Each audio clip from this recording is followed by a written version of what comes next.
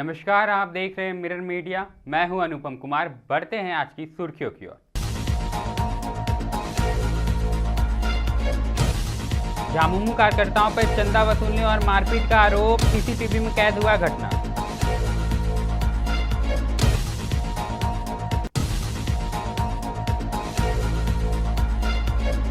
कोयलांचल में वट सावित्री की धूम, पति की लंबी उम्र के लिए सुहागिनों ने रखा व्रत।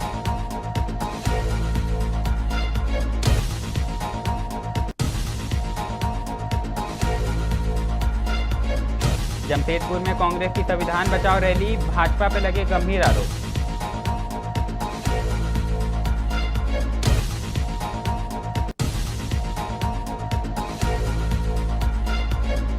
एसएनएमएमसीएच में बायोमेडिकल वेस्ट पर कार्यशाला का आयोजन, डॉक्टर और छात्रों ने लिया हिस्सा।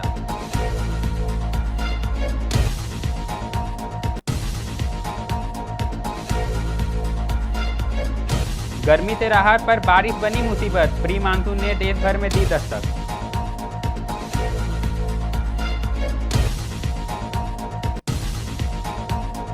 अब खबरें विस्तार से। सबसे पहली खबर बोकारो के बालाडी इंडस्ट्रियल एरिया से आई है, जहां झामुमो कार्यकर्ताओं पर फैक्ट्री मैनेजर से जबरन चंदा वसूलने और मारपीट का आरोप लगा है। मेंसर्स एसके स्टील के मैनेजर राम अवतार सिंह ने शिकायत में बताया कि 24 मई को 2 गाड़ियों में आए कार्यकर्ताओं ने 51,000 रुपये की मांग की। सहमति के बावजूद मारपीट कर जबरन झामुमो जिला अध्यक्ष रतन लाल माझी के पास ले जाने की कोशिश की गई। घटना का वीडियो भी सामने आया है। इस संबंध में भुक्तभोगी ने स्थानीय थाने में शिकायत दर्ज कराई है। मैनेजर का कहना है कि अब उन्हें अपनी जान का भी खतरा महसूस हो रहा है। वहीं जिला अध्यक्ष रतन लाल माझी ने किसी भी तरह का आदेश देने से इनकार किया है और कहा है कि अगर कोई ऐसी हरकत कर रहा है तो यह बिल्कुल गलत है। जो कल जेएमएम के अध्यक्ष आए थे आदमी 8-10 बार आए, मतलब 2-3 गाड़ियाँ थी, तो उसमें एक अब्दुल नाम का भी था।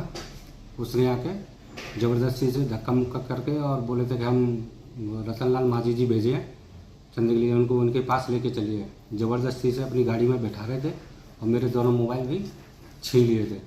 चंदा फंदा लेने के चक्कर में थे, चंदा मांग रहे थे। बोले थे कि रतन लाल माझी जी भेजे हैं। हम बोले थे कि चंदा लेना है तो हम सर से बात करते हैं और बताते हैं कि सर भी किसी का नंबर दिए थे, उनसे जो बात किए, उनसे इनका बात हुआ है या नहीं हुआ ये तो पता नहीं। फिर यहाँ आके कल आके फिर वही है धक्का मुक्की करने लगे, मांगने लगे। हम बोलते हैं कि बात करके बताते हैं वही सर से कि क्या बोलते हैं। सर से बात चल रहा था जब तक ये मैटर बना दिए थे। कितना चंदा मांग रहे थे? वो 10-11 हज़ार रुपये। क्या कहते? पहले तो 51,000 रुपये बोले थे। हाँ। जब लास्ट में सब मैटर खत्म हो गया तब जाने के बाद हम बोले कि 11,000 रुपये दे दीजिए, हम जाते हैं, हम चले जाते हैं। फिर जाने के बाद भी बोले कि हम 15-20 मिनट में फिर वापस आएंगे।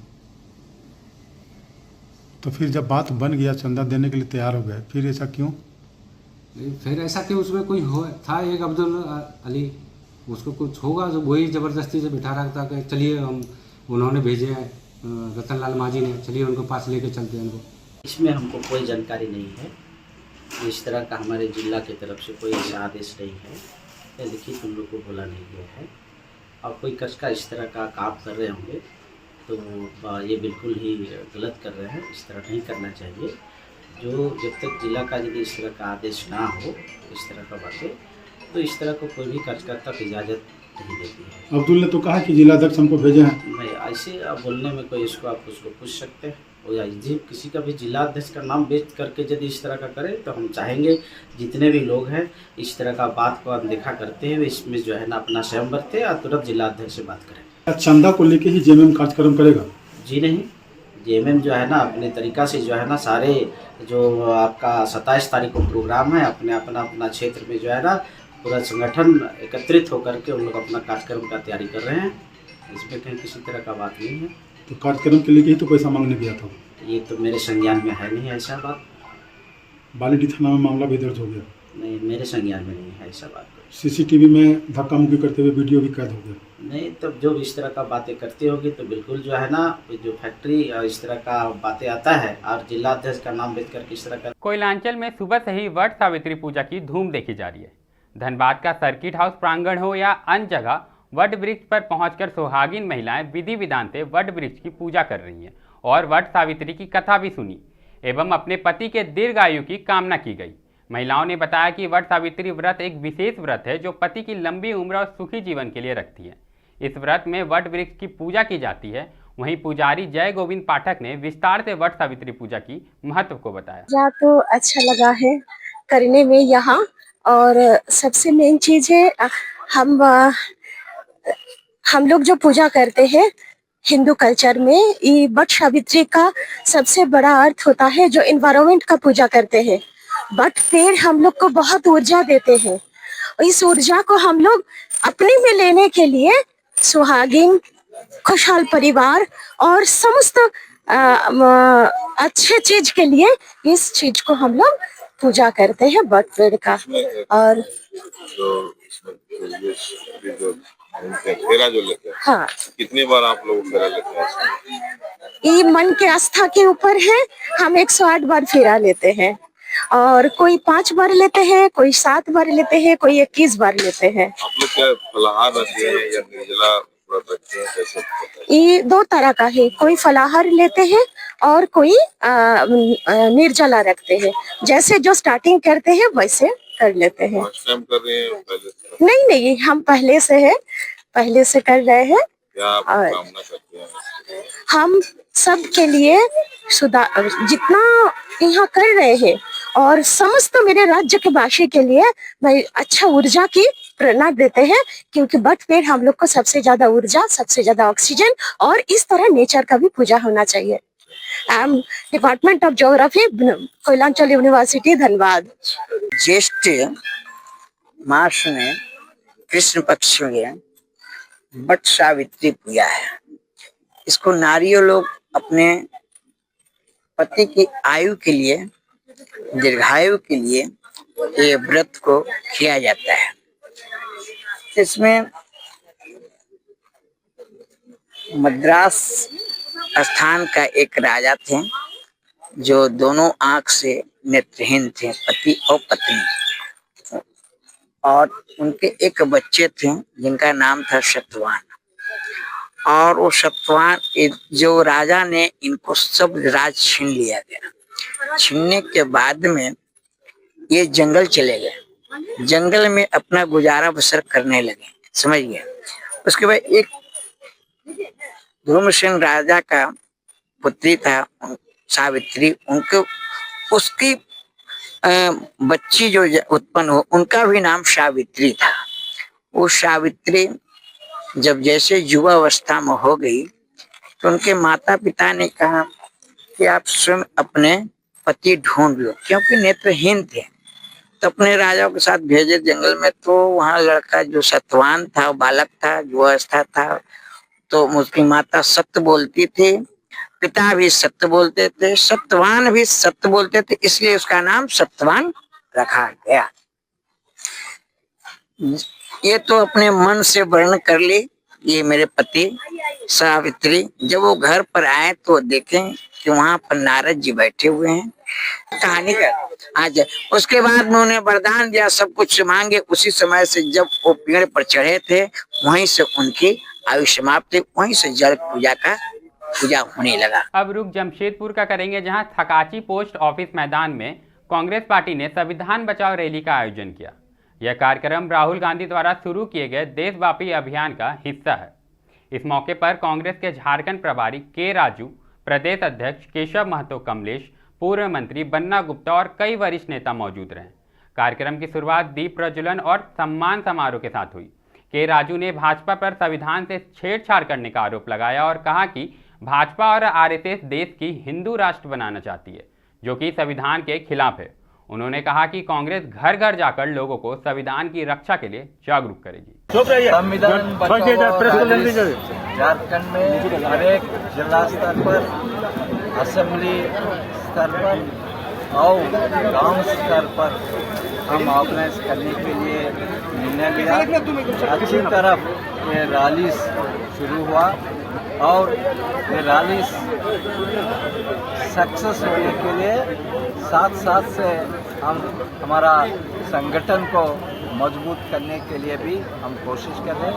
हमारा उम्मीद ये है कांग्रेस पार्टी का जो प्रेजेंस, कांग्रेस पार्टी हर एक गांव स्तर पर, हर एक वार्ड स्तर पर खड़ना लोगों को बीच में जाके लोगों का इशू पर काम करने के लिए हम कोशिश कर रहे हैं। हमारा उम्मीद ये है कि ये झारखंड में जो कैंपेन हम शुरू किया, ये कैंपेन से बहुत पार्टी मजबूत है। अब अगली खबर धनबाद के SNMMCH से आई है, जहां बायोमेडिकल वेस्ट प्रबंधन को लेकर एक दिवसीय कार्यशाला का आयोजन किया गया। इसमें मेडिकल स्टूडेंट समेत कई डॉक्टरों ने भाग लिया। कार्यशाला में जैविक कचरे के सही निपटारे और संक्रमण से बचाव के उपायों पर चर्चा हुई। विशेषज्ञों ने बताया कि कोरोना ने फिर से दस्तक दे दी है। बढ़ते मामलों के बीच अस्पताल कचरे का सुरक्षित निपटारा बेहद जरूरी है। इससे संबंधित एक बुक का भी विमोचन किया गया। जानकारी देते हुए अधीक्षक डॉक्टर दिनेश गिंदोरिया व डॉक्टर DP भूषण ने बताया कि कोरोना हमारे दरवाजे पर दस्तक दे चुका है। ऐसे में सभी लोगों को सतर्क रहने की जरूरत है। इसलिए बायोमेडिकल वेस्ट पर कार्यशाला आयोजित किया गया है, ताकि सभी मेडिकल कर्मी जरूरी सतर्कता बरत सके।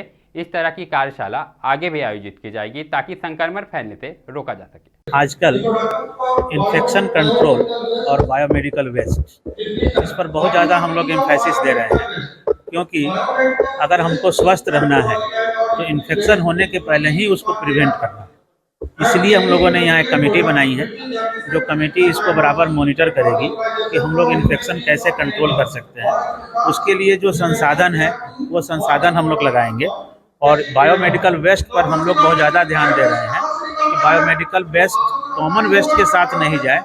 इस वेस्ट को हम लोग बायोमेडिकल एजेंसी के द्वारा ही आजकल डिस्पोज ऑफ कर रहे हैं। इसी सब की जागरूकता के लिए ये फंक्शन किया गया है कि इसमें सबको जानकारी मिले कि हम लोग को कैसे आगे गया है।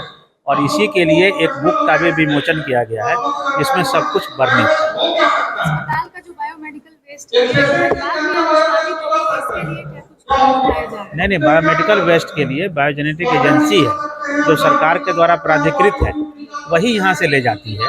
उसी के साथ हम लोग का भी MU है, वो यहाँ से ले जाती है। इसके जागरूकरण को लेकर और क्या कुछ किए जाएंगे?